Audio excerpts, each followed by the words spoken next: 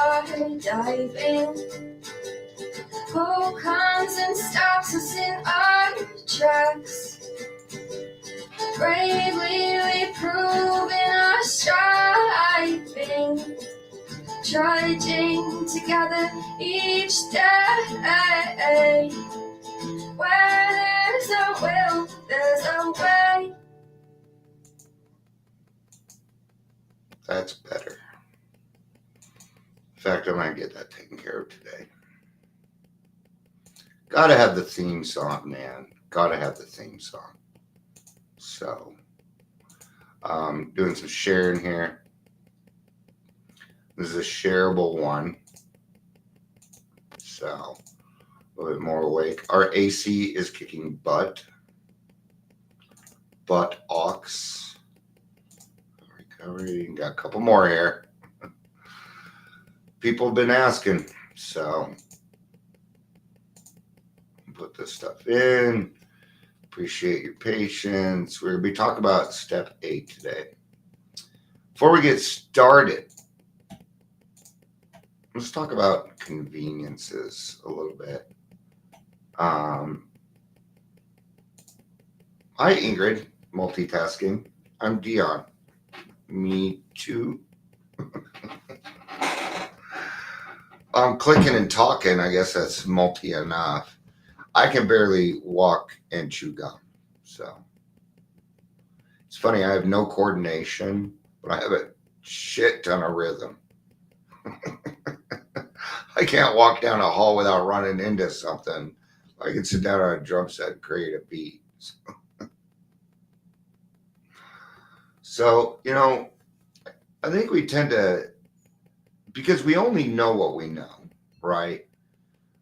Sometimes I'm doing something and I flash back to the 70s when, we didn't have what we had. And I was just watching a video and I mean, heck, we didn't even have hot water until 50 years ago.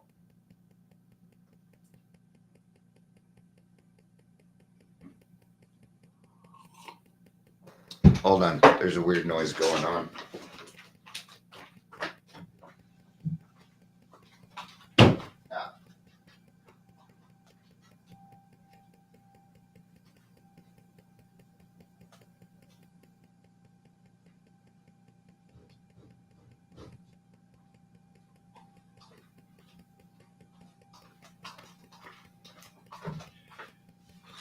I gotta send a text message. I'm sorry.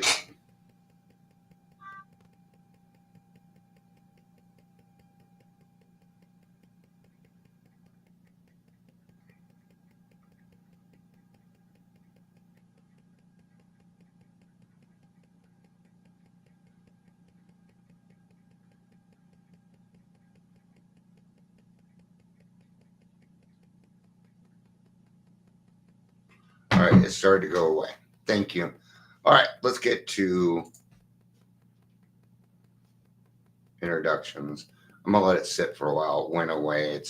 It's a new part. Oh, I know what it was. It's that fan. He went and cleaned it. All right, welcome to Daily Trudge. If you're here, please say hello, whether you're watching live or the rewatch, like Ingrid did. Okay. You're not required to. This is an anonymous program and shit. So.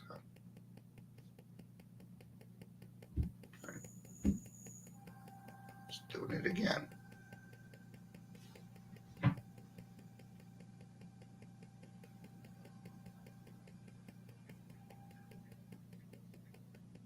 Keeps going on and on. Okay, I'm going to let it be. God, take care of that for me. Okay, cool. Thanks. He had to spray down the fan and stuff, so I think it's just trying to catch itself up. All right, because I don't want to call him back. He's a busy dude. Anyway, yeah, we didn't even have hot water till then, but let's get to this. So some of my time was taken up. I do have lights now. I do have the lights. Hello, lights.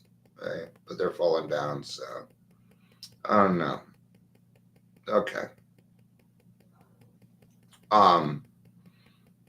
So Tradition 8 from the 12 by 12 is what we're going to be reading today. If you'd like to follow along.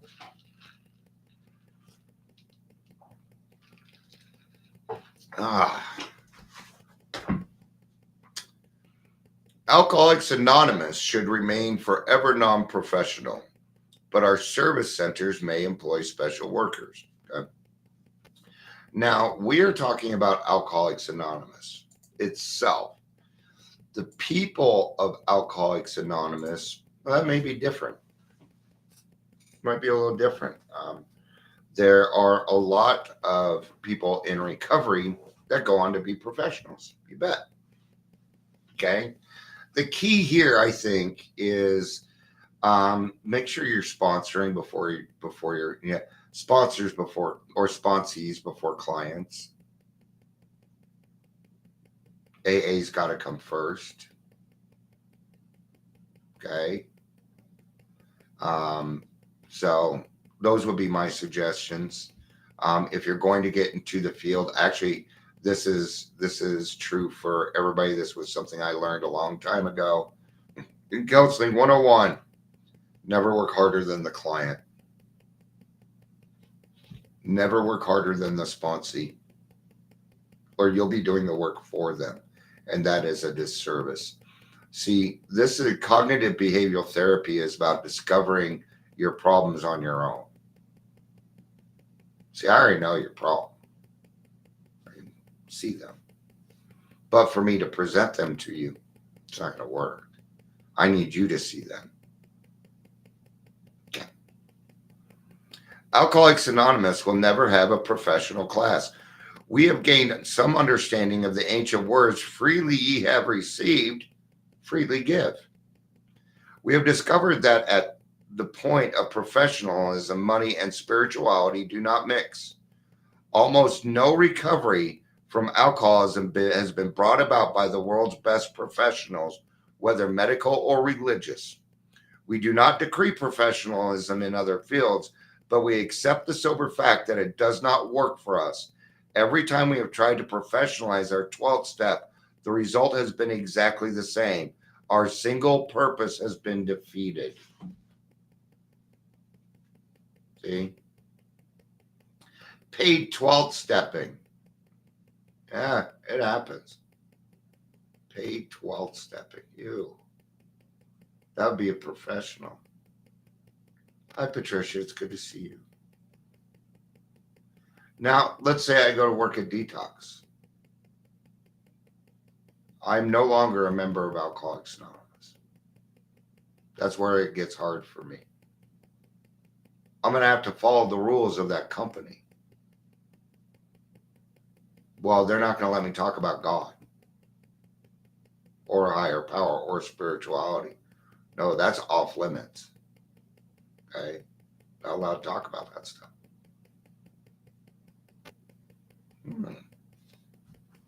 See? See that division? Okay. Now, I'm not saying we don't need professionals. Yeah, absolutely we do. Okay. But not to get sober, not to stay sober, not to find a new life. I don't need a professional for that. Okay. You don't need treatment. Treatment only started recently compared to howdy. Now, if you do get a chance to go to treatment, I would suggest you take it. Okay. Alcoholics simply will not listen to a paid 12th stepper. The moment money is involved, there's an expectation. Even when I was working at Detox for my $16.50 an hour. Okay. It's hard to do. But I would tell them, I'm peer support. I'm not a case manager or any of them. I'm a peer. I'm like you. And that would usually break down the wall. Okay. See, as a person working in Detox, my job is to help people become willing to try treatment, to try a different way. That's my job. Okay. I don't determine willingness, but what I can do is do whatever I can to help them be willing by using my own experience. Okay. When I do that, I'm getting something out of it, but it's not due. It's not, okay. The fact that they're just sitting there, I've already got what I need. I've already got what I want from this whole situation. Okay. But as soon as money is involved, it becomes different. There's a reasonable expectation there. Okay. But here's the thing, an alcoholic, you cannot approach an alcoholic wanting something or you will get nowhere. And when money gets involved, there's a want.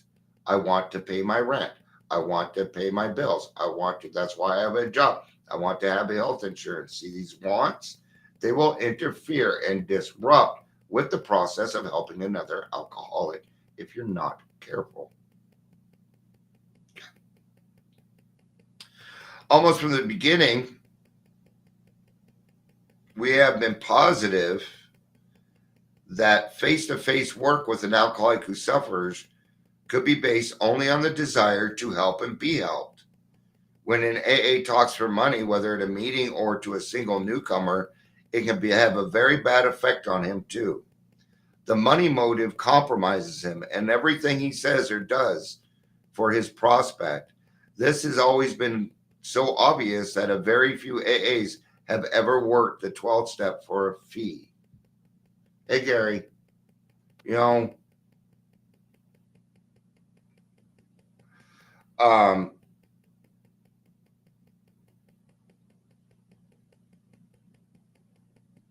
see, the money motive compromises him in everything he says and does for his prospect. There we are back to that want.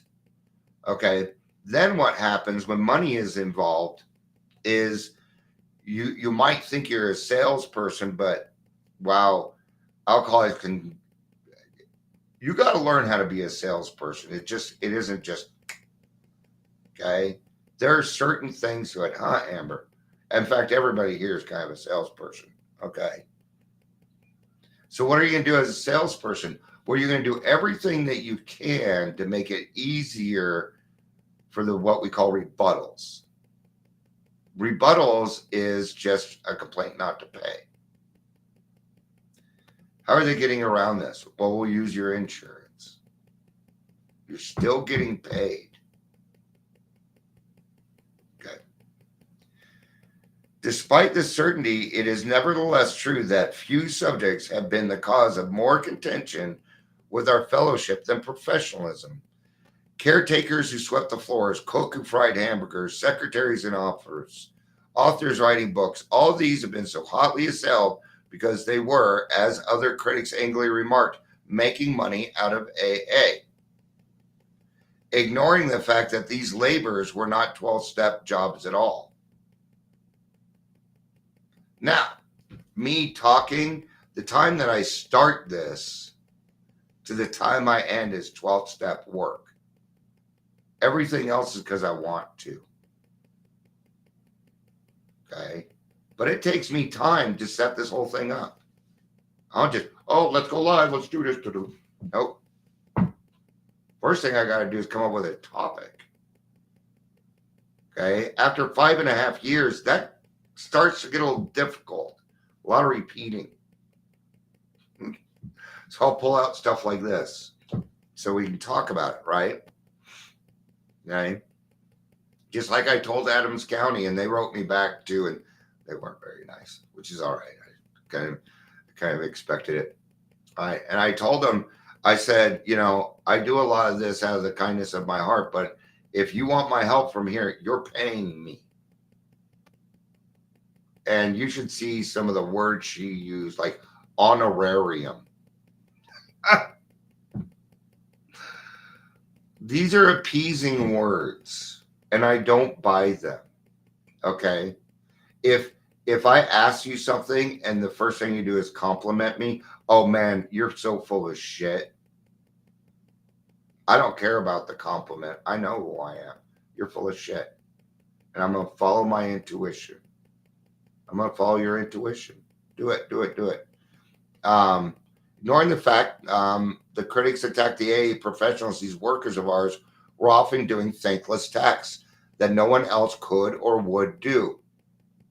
Even greater fervors were provoked when AA members began to run rest homes and farms for alcoholics, when some hired out to corporation as personal men in charge of alcoholic problems in industry, kind of like recovery coaching, when some became nurses on alcoholic wards, when others entered the field of alcohol education. In all these instances and more, it was claimed that AA knowledge and experiences were being sold for money. Hence, these people too were professionals. This is a fine line, man. It is. Okay. Some people can pull it off. So I have a lot of friends in the program that are professionals. I do. Okay. But they went out and I mean, they've got their degrees. They, read the DSM-5.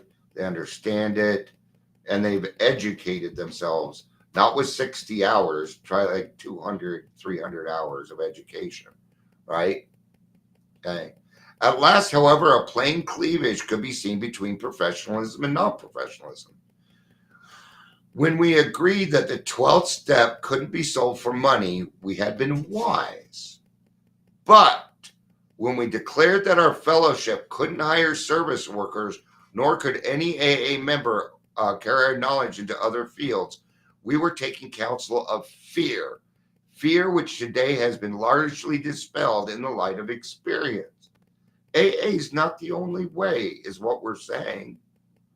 Okay? Yeah, what is the responsibility statement all about? Okay? Even with Adams County, I'm talking to, what's her title? I'm not going to give you her name because, it doesn't need to be. I don't even know what I was looking for now, so it doesn't matter.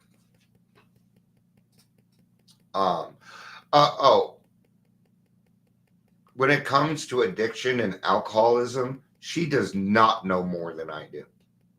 I don't care how much education she gets. She will never, ever, ever, ever be able to do it like me. And that's what they don't understand. Okay? Colorado, okay, I'm going to just tell you, this is kind of what, yeah. Yeah. See? Thank you, Patricia.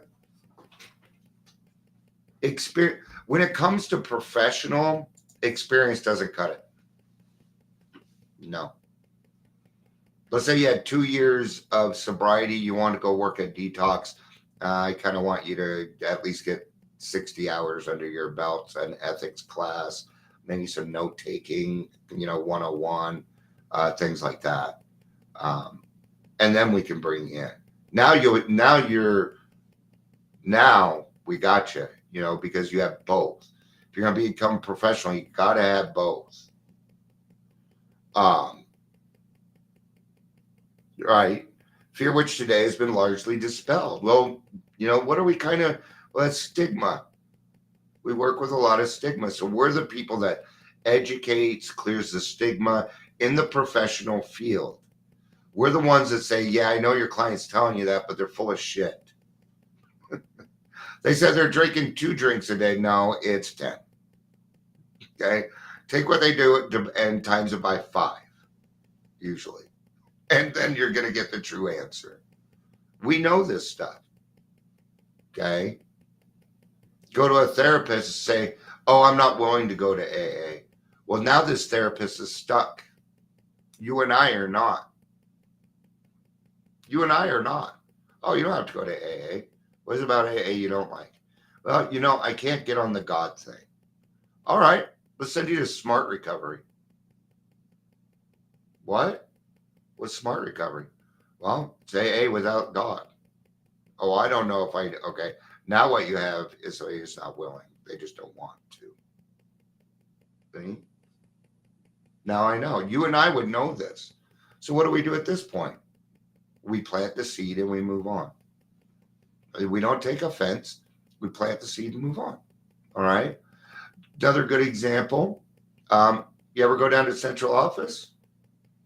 Go check out your central office, man. Stop by and fucking say hi. Go by and buy a big book, $10. Okay, right? So, and say hi. That person's getting paid. Okay, like here we have a manager. She gets paid, and rightfully so. She should get paid. Okay, that's her job, and she does a great job of it, by the way. And then we have volunteers. The rest are volunteers. They volunteer 3-4 hours of their day. There we go. Now we have a central office that works. And everybody, some people are doing service work and some people are being paid. But that paid person does all the shit that isn't the service work, like stocking the shelves, ordering things, information, putting out the newsletter. Okay, without that person there, our heartbeat for AA arteries would just kind of go away. Okay, so just leave it alone.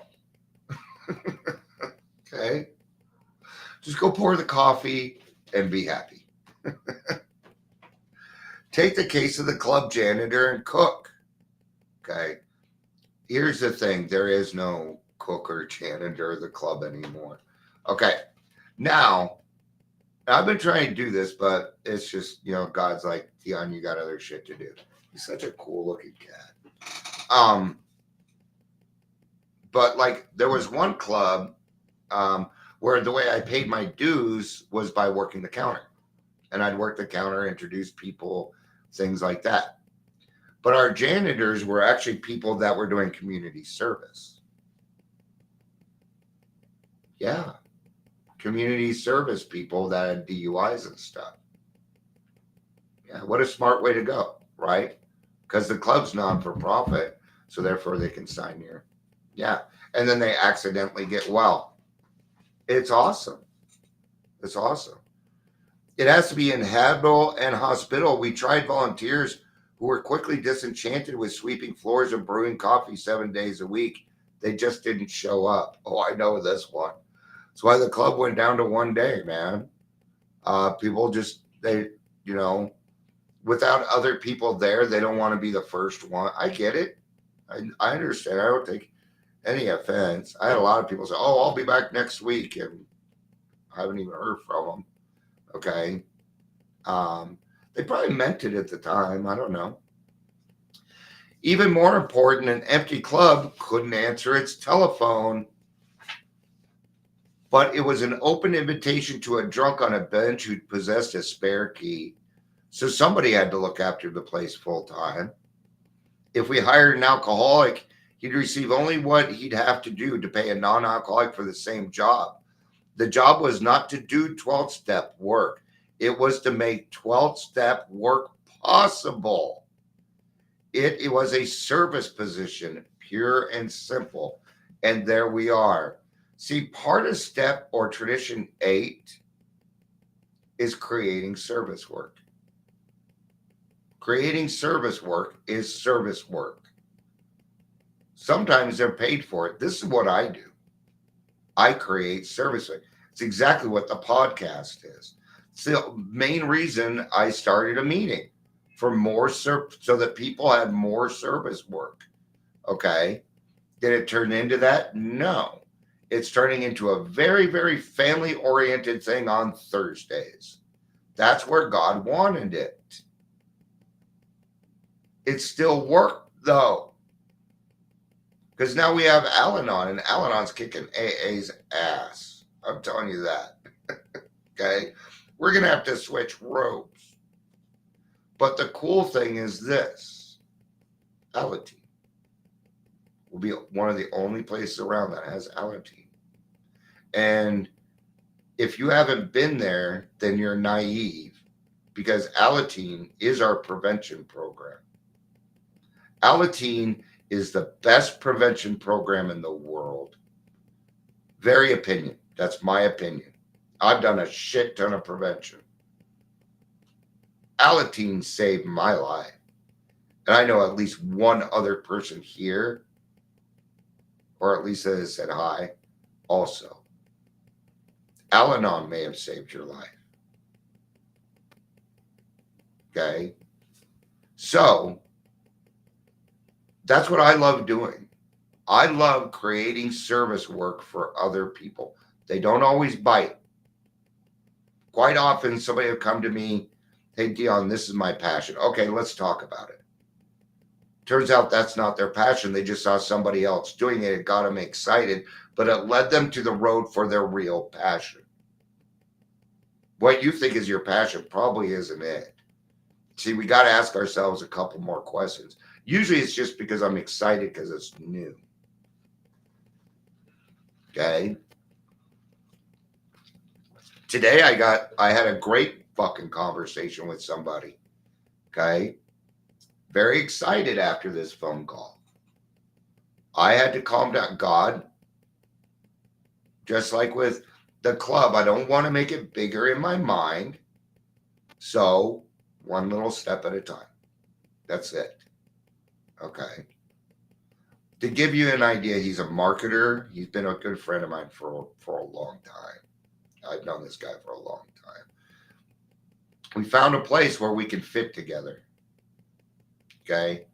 He took his group to 17,000 people in a month, naturally. And now he wants me to produce the whole group. Okay. This is all geared towards reintegration. It's going to be fucking huge and out of my control. I'm not the only one working on them. There's several people. There's like 5-6 people. I don't know them all yet. Okay. But what I was getting to is that excitement level. Okay. Because I can be excited, but okay, I got to be careful. Or what happens is then I'll get excited and go do this because I'm happy or whatever, Okay. All right. So I am going to skip a little bit here. And I am going to, because I got a meeting at 2 with a guy from All the Way Recovery. I like these people. I like them. All right. Page 169. Very bottom. No individuals have been more buffeted by such emotional gusts than those AAs bold enough to accept employment with outside agencies dealing with the alcohol problem. A university wanted an AA member to educate the public on alcoholism. This is bad. This is bad because they're an AA member. And this will detract from the primary purpose. Primary purpose, stay sober and help other alcoholics to achieve sobriety. Primary purpose, to stay sober and help other alcoholics achieve sobriety. Then everything else. Okay? Find balance in that with your family, though. All right? Don't. Okay? So there's stigma because they're like, well, you're not educated. And we're like, well, you don't know what the fuck you're talking about. And I can educate you. Okay. See how now the responsibility statement, which was created for the professionals, when anyone, anywhere reaches out for help, I want the hand of AA to be there. So, and for that, I am responsible. And you better fucking take that seriously. If you don't, you're in the wrong program. Okay. What does that mean? It means be honest to the professionals. When you're talking to your doctor, be honest. Okay. Every professional I meet, I tell them what I do. I give them my phone number and say, if you have a question, please call. There are no stupid questions, just silly answers. Addiction can be confusing. I don't care who you are. Okay. So when you take somebody that has both with humility and a good you got to have somebody that's healed. I didn't say cured. You need a recovered alcoholic. It means you did the steps. You can use your brain again. It means you're not insane. We don't need insane people working in the professional world. We got to heal first. Okay. That's why if a place does not require 1 to 2 years of sobriety for you to work for them, to be a professional in the field, leave. They're full of shit. Okay. That one little thing means they'll hire anybody. Okay. I had 3 other peers that I worked with at Detox. 2 of them were fucking on drugs. I can spot people on drugs from a mile away. They made me do everything but a drug test. And that's one of the things I'm going to bring to Adams County. Hey, you didn't drug test us, and we're the people you should drug test. I'm an alcoholic. You should drug test me. You cannot trust me.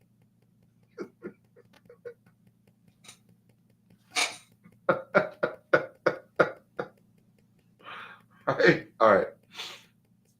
A corporation wanted a personal man familiar with the subject, right? A state drunk farm wanted a manager who could really handle inebriates. A city wanted an experienced social worker who understood what alcohol could do to the family. A state alcohol commission wanted a paid researcher. These are only a few jobs which AA members as individuals have been asked to fill. Now and then, AA members have brought up farms or rest homes where badly beat up toppers find needed care. The question was, sometimes still is, are such activities be branded as professional under AA tradition? That's a hard one. It's a hard one, right? Like the Phoenix concept, halfway house for homeless alcoholics. It's not making money. I can tell you that. Okay. But you need somebody to run it, don't you? Don't you need somebody that's professional? That kind of, there's nothing worse than a sober living house manager with under 2 years of sobriety. Okay. Everything has its place. I would probably see that more as professional in the sense of the tradition because there's money involved. Yeah. Now, that person's job may be to create service work for you to do service work so you can stay sober. This person may be non-alcoholic. We AAs often hire non-alcoholics, Al-Anons. Why? So we don't fucking argue. There we go. We think the answer is no. Members who select a full-time careers do not professionalize AA's 12th step. There you go. So I don't totally agree, but who am I going to fucking go with? Sometimes I don't totally understand, but I don't need to. But this hasn't led me wrong before. Okay. And if we went by how I felt, then there wouldn't be any alcoholics in the professional world. And that's not, no. Okay. The road to this conclusion was long and rocky. At first, we couldn't see the real issue involved. In former days, the moment an AA hired out to such enterprises, he was immediately tempted to use the name Alcoholics Anonymous for publicity or money-raising purposes. Drunk farms, educational ventures, state legislatures, and commissions advertised the fact that AA members served them. Unthinkingly, AA so employed recklessly broke anonymity to thump the tub for their pet enterprise. That is why I did not, that was what, Gary's here, that was what, like 3 years ago, Gary? The whole NFL thing. No, because of this. I cannot use AA to fundraise. Okay.